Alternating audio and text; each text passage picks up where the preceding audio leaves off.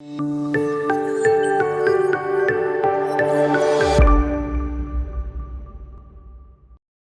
everyone, welcome back to another video. Tonight we're going to be solving this particular problem. Before we do that, go ahead and click on that subscribe button. It helps me out a lot.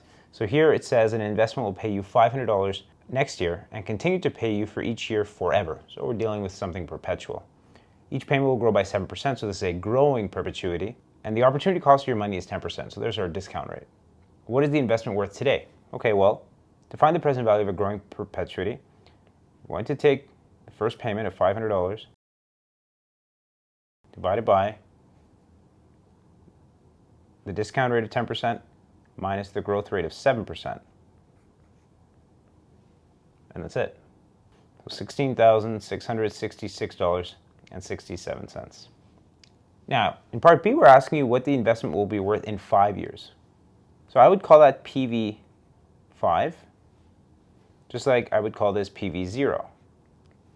So 5 years from now, what will be the value of the investment?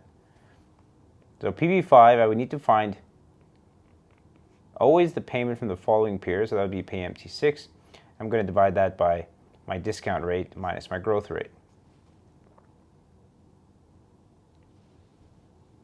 Now I write out the formula so I know exactly where I'm going. I have PMT1. I know that the first payment is $500.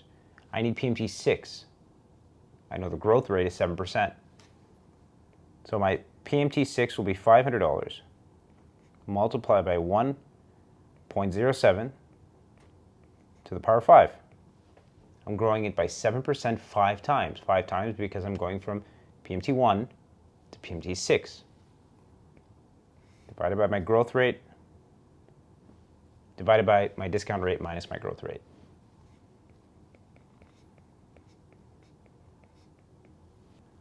So $23,375.86.